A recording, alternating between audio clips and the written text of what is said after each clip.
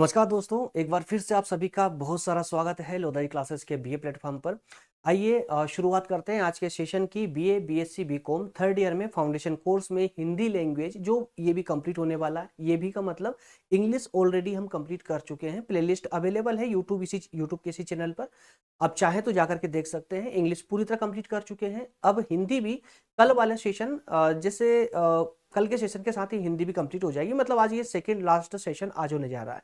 आज के कॉन्सेप्ट में हम बात करेंगे अनुवाद की। जी हाँ दोस्तों, अनुवाद दरअसल इससे कई बार क्वेश्चन एग्जाम में पूछे भी गए हैं, इसलिए हम थोड़ा विशेष फोकस के साथ में इस टॉपिक को कवर करने वाले हैं।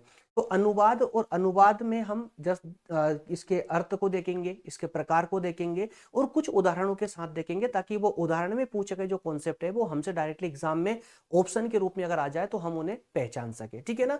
चलिए, तो थोड़ा सा हम स्पीड से ही क्लास को आगे बढ़ाएंगे ताकि ज्यादा समय ना लगे। लेक्चर नंबर 8 आज होने जा रहा है। इससे पहले हम 7 लेक्चर कर चुके हैं और 9 लेक्चर में पूरी हिंदी कंप्लीट। इस चैनल पर दोस्तों यहाँ पर आपके जो मेन विषय है ना वो भी अवेलेबल है। प्लेलिस्ट में जाइएगा, सारी दुविधाओं का अंत हो जाएगा इस चैनल की प्लेलिस्ट में जाने के बाद में, अगर आप बीए के स्टूडेंट हैं तो। और बीकॉम बीएससी वाले बच्चे ऑलरेडी हैं तो फाउंडेशन के सारे सब्जेक्ट आपको यहाँ इस चैनल पर मिल जाएंगे। लेकिन बीए वाले, चाहे आप फर्स्ट ईयर हो, सेकेंड हो या थर्ड ईयर के हो, ऑल सब्जेक्ट आपको इस चैनल पर मिल जाएंगे। ठीक है ना। इसके अलावा प्रज्ञान इनसाइड एकेडमी, यहाँ पर मैं आपको डेली न्यूज दे रहा हूँ मॉर्निंग में 6 बजे। और कॉम्पिटेटिव एग्जाम की तैयारी के लिए मेन सब्जेक्ट आपको ये सब आपको अवेलेबल करवा रहा हूँ प्रज्ञान इनसाइड एकेडमी पर। डिस्क्रिप्शन में लिंक दी गई है, जाकर के उसको विजिट कर लीजिएगा ना। यूट्यूब चैनल ही है प्रज्ञान इनसाइड एकेडमी के नाम से। ये थर्ड ईयर के फाउंडेशन कोर्स के नोट्स हैं। जो भी नोट्स आपको चाहिए आप इस नंबर पर मुझे कांटेक्ट कर सकते हैं या व्हाट्सएप पर ये इस पेज की स्क्रीनशॉट लेकर सेंड कर सकते हैं।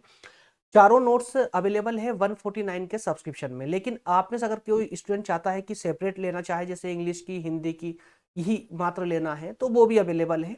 व्हाट्सएप पर कांटेक्ट कीजिएगा, आपको सारी जानकारी दे दी जाएगी। ये आपका सिलेबस है जिसके अकॉर्डिंग हमने क्लासेस को कवर किया है। फर्स्ट यूनिट अभी तक पूरी तरह कंप्लीट है आपकी, सेकेंड यूनिट भी कंप्लीट हो चुकी है, थर्ड यूनिट में एक टॉपिक आपका हो चुका है कल, है ना। वाक्य रचना एवं अशुद्धि शोधन पर सेशन आपका हो चुका है। आज हम ले रहे हैं अनुवाद, अर्थ और प्रकार। क्लियर है। कल जो आपका सेशन होगा वो होगा बीज शब्द को लेकर।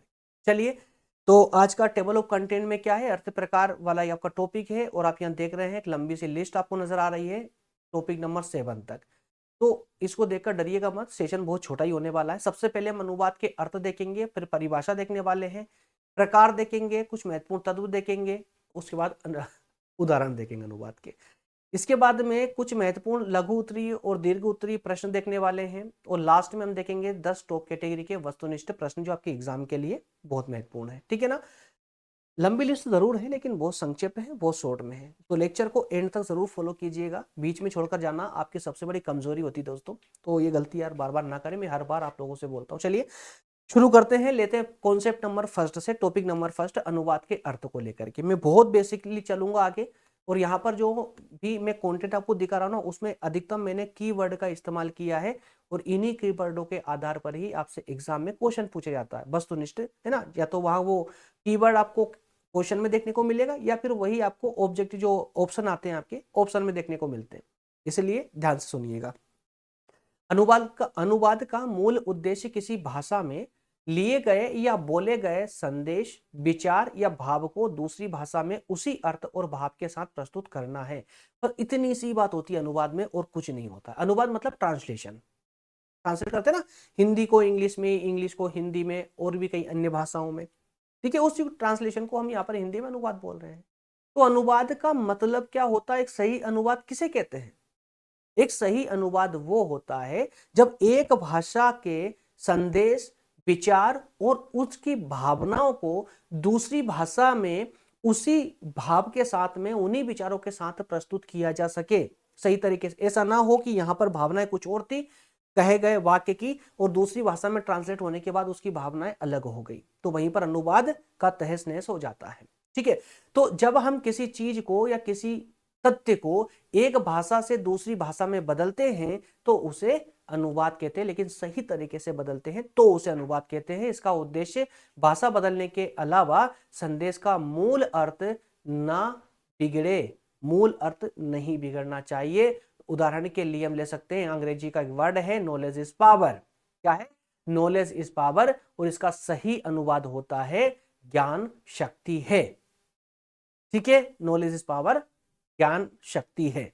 चलिए आगे हम इसको और इसके प्रकार या परिभाषा के माध्यम से और बेहतर तरीके से समझने का प्रयास करते हैं। देखिए कुछ परिभाषाएं, दो परिभाषाएं मैं यहां पर आपको दे रहा हूं, दोनों परिभाषाओं से अनुवाद की और क्लियरिटी आपके अंदर आ जाएगी। कैसे दे रहा सुनिए। एक परिभाषा यहाँ पर एन सिंह के द्वारा दी गई है और एक है क्लासिकल, मतलब जो पारंपरिक रूप से चली आ रही है। दो परिभाषाओं को हमने यहाँ पर दो अलग अलग दृष्टिकोण के रूप में प्रयोग किया। जैसे देखिए एन सिंह का कहना है, इन्होंने परिभाषा दी, उन्होंने कहा है कि अनुवाद वह प्रक्रिया है जिसमें एक भाषा, यहां से ध्यान दीजिएगा, एक भाषा व्यक्त विचारों, भावनाओं और अभिव्यक्तियों को दूसरी भाषा में उसी अर्थ और शैली में प्रस्तुत करती है या किया जाता है। एक भाषा में जो विचार है, जो भावना है और जो अभिव्यक्ति है, उनको उसी भाव के साथ में, उसी अर्थ और उसी शैली के साथ में दूसरी भाषा में प्रस्तुत किया जाता हो। तो यहां पर एन सिंह ने किस किस पर फोकस किया दोस्तों? तो यहां विचारों पर फोकस किया है, भावनाओं पर फोकस किया है और अभिव्यक्ति पर फोकस किया है, उस भाषा की, याद रखिएगा, जिसको ट्रांसलेट करने वाले हो।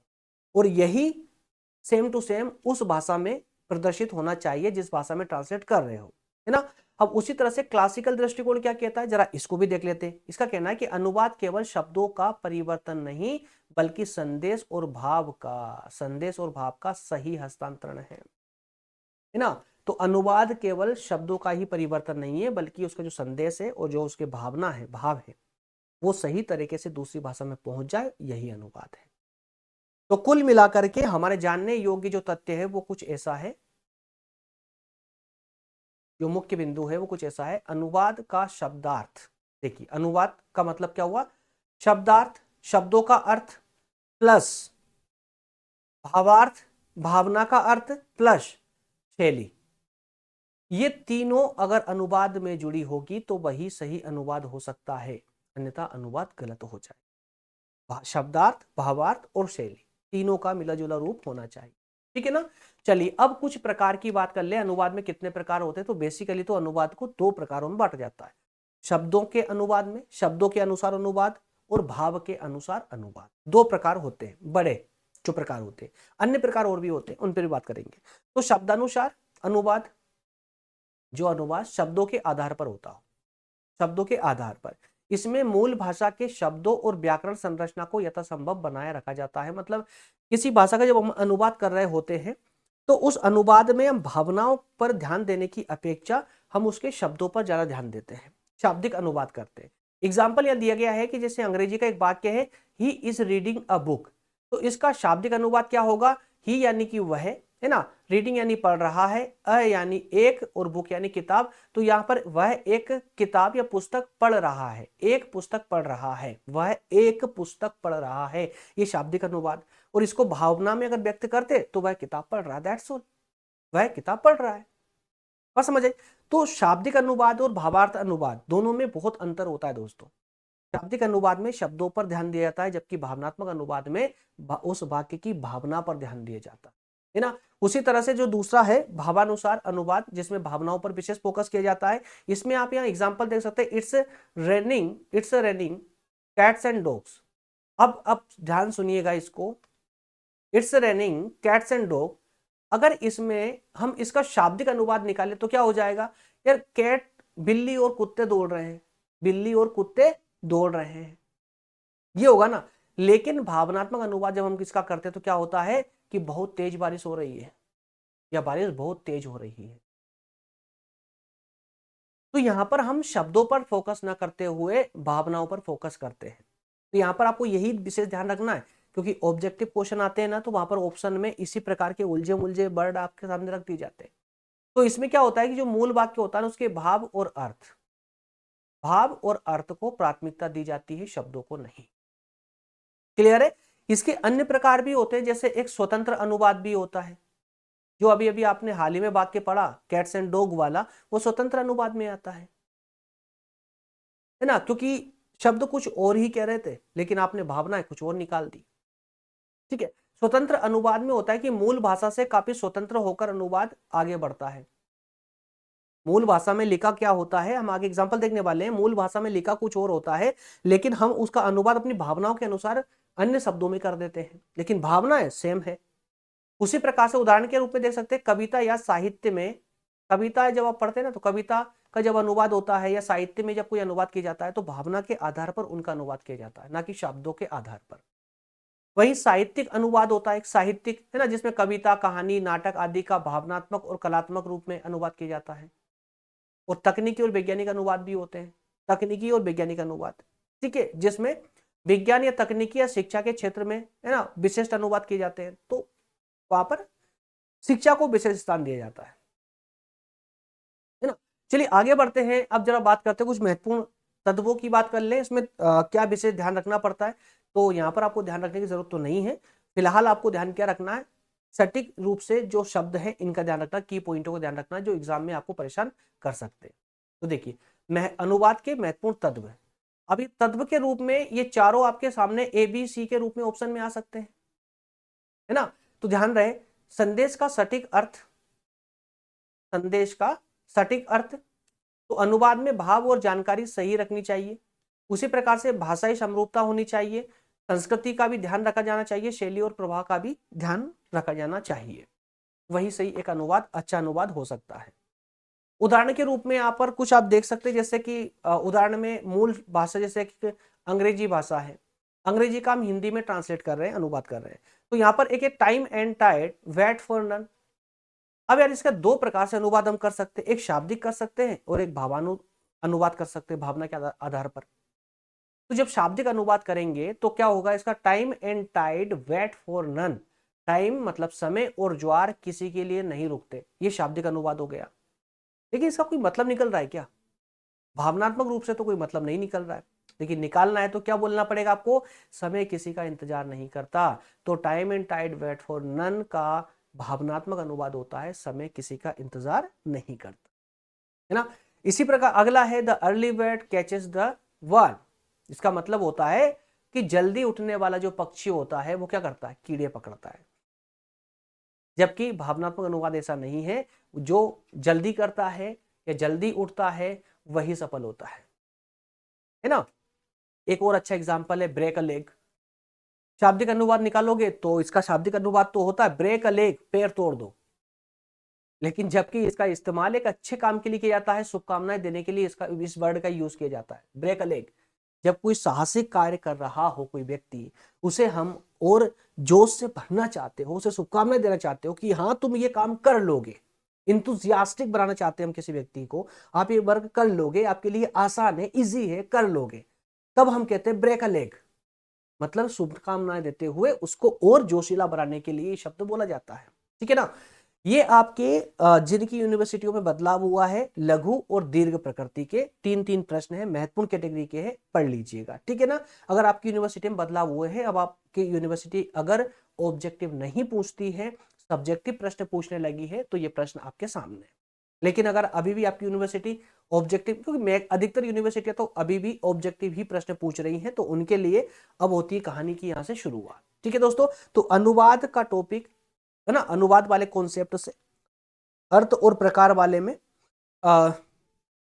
10 महत्वपूर्ण प्रश्न उत्तर लेंगे हम, वस्तुनिष्ठ प्रश्न उत्तर, कोशिश कीजिएगा आप भी कमेंट में इसके आंसर देने की। चलिए पहला क्वेश्चन है, अनुवाद का मुख्य उद्देश्य क्या है, अनुवाद का मुख्य उद्देश्य क्या होता है, शब्दों को बदलना होता है, वाक्यों की लंबाई घटाना, संदेश और भाव का दूसरी भाषा में सही हस्तांतरण करना। संदेश और भाव, देखिए दो बात इसमें सामने रख दी उसने, संदेश भी हो और भावनाएं भी हो, दूसरी भाषा में सही तरीके से ट्रांसलेट कर देना। तो बिल्कुल आप पढ़ के ही यहाँ पे आंसर दे सकते हो, है ना। अगला प्रश्न है, निम्नलिखित में से कौन सा शब्दानुसार अनुवाद का उदाहरण है। भाई यहाँ पर आपको बताना है शब्दों के अनुसार कौन सा अनुवाद हुआ है, चार अनुवाद आपके सामने रख दिए हैं। देखिए पहला है it's running cats and dog, शाब्दिक अनुवाद करेंगे तो क्या होगा, कुत्ते बिल्ली दौड़ रहे हैं, तो क्या ऐसा लिखा हुआ है यहाँ पर, नहीं, बहुत तेज बारिश हो रही है, तो ये तो भावनात्मक अनुवाद हो गया, भावनात्मक अनुवाद हो गया। यहाँ पर नॉलेज इज अ पावर, शक्ति, माफ कीजिए ज्ञान शक्ति है, ज्ञान शक्ति है, तो इसको थोड़ी देर के लिए हम छोड़ देते हैं। क्यों छोड़ रहे हैं, क्योंकि ये भावनात्मक भी है, वैज्ञानिक भी है, शब्दानुसार भी है, याद रखिएगा इसलिए थोड़ी देर के लिए इसको स्किप कर देते हैं, बाकी और दो को देख लेते हैं क्या उनमें कोई शब्दानुसार निकल रहा है। ब्रेक अ लेग, पैर तोड़ो, लिखा हुआ है क्या? नहीं। शुभकामनाएं लिखी हुई, तो ये भी भावनात्मक है या एक स्वतंत्र, स्वतंत्र भी है, ये स्वतंत्र प्रकृति का भी है ना। और early to bed early to rise, इसका शाब्दिक अनुवाद होगा जल्दी बेड पे जाएंगे जल्दी उठेंगे, शाब्दिक अनुवाद तो। लेकिन क्या जो जल्दी करता है वही सफल होता है, तो ये भी भावनात्मक अनुवाद है और स्वतंत्र अनुवाद है। ठीक है, तो यहां पर शाब्दिक अनुवाद हमको एक ही नजर आ रहा था ऑप्शन बी में, है ना, ऑप्शन बी में। तो ऑप्शन बी यहां पर आपका करेक्ट हो जाएगा। ठीक है ना, ऑप्शन बी, जरा आइए, ऑप्शन बी सही है आपका। चलिए एक बार क्लास को चेक कर ले, फिर आगे बढ़ते हैं। सब क्लियर चल रहा है ना? अभी एक्चुअल में मेरे हाथ में जो आपका ये पेन है ना, पेन में 2 बटन दिए गए हैं और इसको मैं यूज करते करते लगभग 2 साल हो चुके हैं, लेकिन अभी तक इसके जो बटन है इसका नॉलेज अभी तक नहीं हुआ मुझे। गलती से पेन से लिखते टाइम ना प्रेस हो जाता है बटन। तो यहाँ पर कुछ ऐसे सेटिंग कर रखी है कि कोई बटन प्रेस होता है तो क्लास ऑटोमेटिक रुक जाती है, बंद हो जाती है। तो इसलिए अभी मैंने ऐसा फील हुआ कि मुझसे बटन प्रेस हुआ है, तो क्लास को चेक करना पड़ा ना। चलिए आगे बढ़ते हैं। इसलिए पेन को काफी ऐसे घुमा करके रखता हूँ ताकि गलती से भी बटन प्रेस ना हो। सेटिंग मुझे हटाना नहीं आती यार, हटाना पड़ेगा सेटिंग को। अगला प्रश्न है, भावानुसार अनुवाद का उद्देश्य क्या है? भाई भावनात्मक रूप से अनुवाद करने का पीछे उद्देश्य क्या है? सीधी बात है, कोई दूसरी भाषा में कोई कंटेंट है, उसको लेकर हम दूसरी अन्य भाषा में आ रहे हैं, अपनी भाषा में आ रहे हैं, तो हम चाहें कि उसको अच्छे से समझ सके, है ना, अच्छे से समझना। तो क्या है, शब्दों की संरचना बनाए रखना, शब्दों को हटाना, केवल व्याकरण सुधारना, संदेश और भाव को स्पष्ट करना। एग्जैक्टली जो संदेश उस भाषा में दिया गया है उसे स्पष्ट करने के, उसकी भावनाओं को स्पष्ट करने के लिए ऑप्शन डी यहां पर सही हो जाएगा। वहीं अगला प्रश्न है, अनुवाद में कौन सा तत्व सबसे महत्वपूर्ण माना जाता है? तो शब्दों की संख्या, मूल संदेश का अर्थ और भाव, या वाक्यों की लंबाई, या केवल व्याकरण? क्या होगा? तो मूल संदेश का अर्थ और भाव, है ना, ऑप्शन बी यहां पर सही हो जाएगा। वही अगला प्रश्न है, ब्रेक अ लेग का भावानुसार हिंदी अनुवाद क्या होगा? तो ब्रेक अ लेग, इसका शाब्दिक अनुवाद तो पैर तोड़ो होता है, लेकिन भावनात्मक अनुवाद क्या होगा? शुभकामनाएं होती है। ऑप्शन बी यहां पर भी सही हो जाएगा, है ना। अगला प्रश्न है, अनुवाद की परिभाषा किसने दी? अनुवाद की परिभाषा किसने दी कि यह विचारों, भावनाओं और अभिव्यक्तियों को दूसरी भाषा में उसी अर्थ और शैली में प्रस्तुत करता है? तो ये तो हमारे एन सिंह महोदय ने कहा था। ऑप्शन ए सही हो जाएगा। अगला प्रश्न है, और इस परिभाषा को हमने पढ़ा भी था ना। अगला प्रश्न है, निम्न में से कौन सा स्वतंत्र अनुवाद का उदाहरण है? स्वतंत्र अनुवाद का, जहां पर शब्द कुछ और बोल रहे हो लेकिन अनुवाद कुछ और आया है, भावनाएं वही है। तो एक एक को चेक करना पड़ेगा दोस्तों, इस केस में तो चेक करना ही पड़ता है ना। ऑप्शन ए देखते हैं, knowledge is power, knowledge is power, तो ज्ञान शक्ति है, तो ये तो स्वतंत्र नहीं हुआ ना, क्योंकि शब्दों से पूरा पूरा मैच हो रहा है, तो शाब्दिक अनुवाद कहलाएगा ये तो। अगला है, early to bed early to rise, यहां पर कहा गया जल्दी बिस्तर में जाओगे तो जल्दी उठोगे। अब जरा देख लेते हैं शाब्दिक अनुवाद, लेकिन भावनात्मक अनुवाद या स्वतंत्र, जो जल्दी करता है वही सफल होता है, तो दोस्तों ये स्वतंत्र लग रहा है पूरा, शब्दों से पूरी तरह हट गया ना, तो ये स्वतंत्र अनुवाद लग रहा है। तो यही ऑप्शन मेरे ख्याल से सही होना चाहिए, लेकिन आगे के भी चेक करने पड़ेंगे। अगला है, he is reading a book, तो वह एक पुस्तक पढ़ रहा, एक पुस्तक पढ़ रहा है, तो ये तो शाब्दिक हो गया। वही ब्रेक अ लेग, पैर तोड़ो, ये भी शाब्दिक हो गया। तो यहाँ पर ऑप्शन एक बी ही नजर आ रहा है जो सही है। ठीक है ना। अगला प्रश्न है, तकनीकी या वैज्ञानिक अनुवाद मुख्यतः किस क्षेत्र में उपयोग किया जाता है? तकनीकी या वैज्ञानिक अनुवाद, कविता, साहित्य, समाचार पत्र, पत्रिका, विज्ञान, तकनीकी शिक्षा। जी हाँ, विज्ञान तकनीकी शिक्षा के क्षेत्र में तकनीकी अनुवाद कहां पर होगा? तकनीकी क्षेत्र के लिए, शिक्षा या विज्ञान के क्षेत्र के लिए। ऑप्शन सी यहां पर सही हो जाएगा।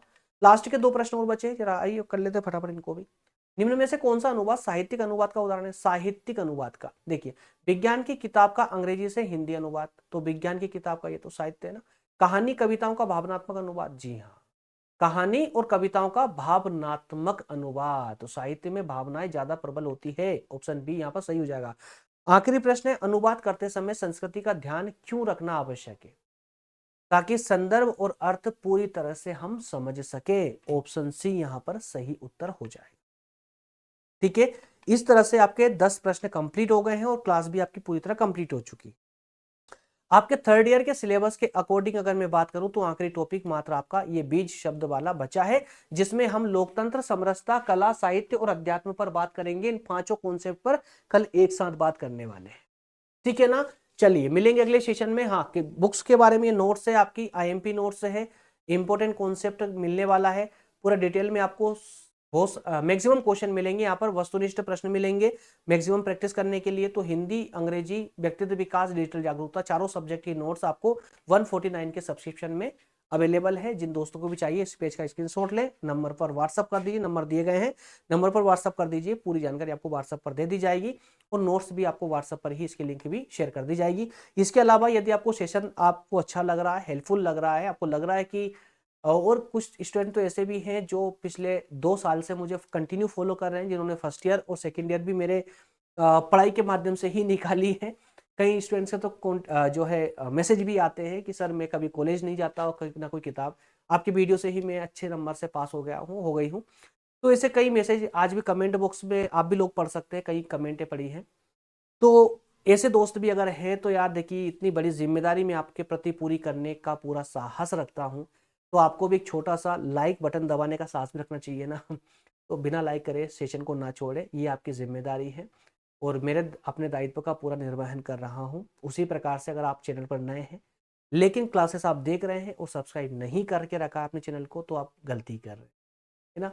तो सब्सक्राइब कर लीजिए, बेल आइकन को प्रेस कर लीजिए ताकि मेरे सारे नोटिफिकेशन आप तक पहुंचते रहें। मिलेंगे अगले सेशन में। बहुत बहुत धन्यवाद, थैंक यू।